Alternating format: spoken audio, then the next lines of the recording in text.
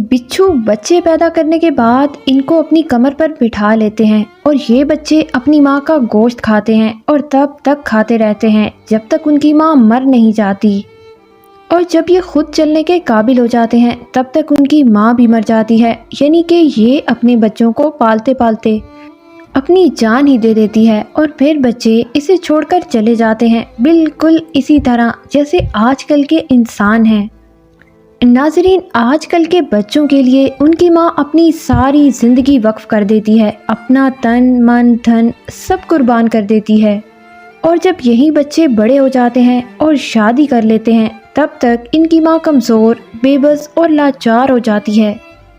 और फिर ये बच्चे अपनी माँ से कहते हैं कि तुमने आज तक हमारे लिए किया ही क्या है, छोटे थे तो यही बच्चे ज़िद करते थे कि माँ मेरी है, और जब ये बच्चे बड़े हो गए तो लड़ते हैं कि माँ तेरी है।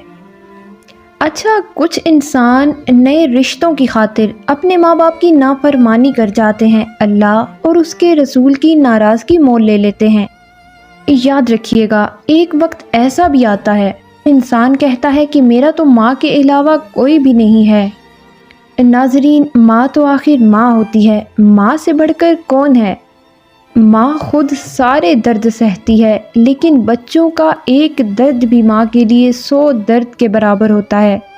माँ खुद ना सो के भी अपनी औलाद को सुकून की नींद सुलाती है। अपनी माँ को कभी दुख ना देना, वरना उनका दुखी रहना तुम्हारी आखिरत बर्बाद कर देगा। अपनी माँ को कभी कोई गम ना देना, क्योंकि माँ जब बिछड़ती है तो रेशम के तकियों पे भी नींद नहीं आती। नाज़रीन, माँ की एक दुआ तुम्हारी ज़िंदगी बना देगी। माँ खुद रोएगी मगर तुमको हंसा देगी। याद रखिएगा, दुआएं भी रास्ते में ठहर जाती हैं, दिल दुखाकर अल्लाह से उम्मीद ना रखिएगा।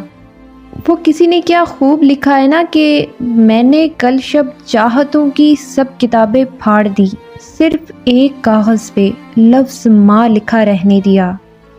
नाज़रीन, जब आप दुनिया के लोगों की हकीकत को जान लेते हैं, उनकी नफ्सियात और उनके लहजों को समझने लगते हैं, तब आपको एहसास होता है कि माँ से ज़्यादा मुखलिस तो कोई भी नहीं है इस दुनिया में, क्योंकि माँ वाहिद हस्ती है जो आपकी तकलीफ़ को महसूस कर सकती है।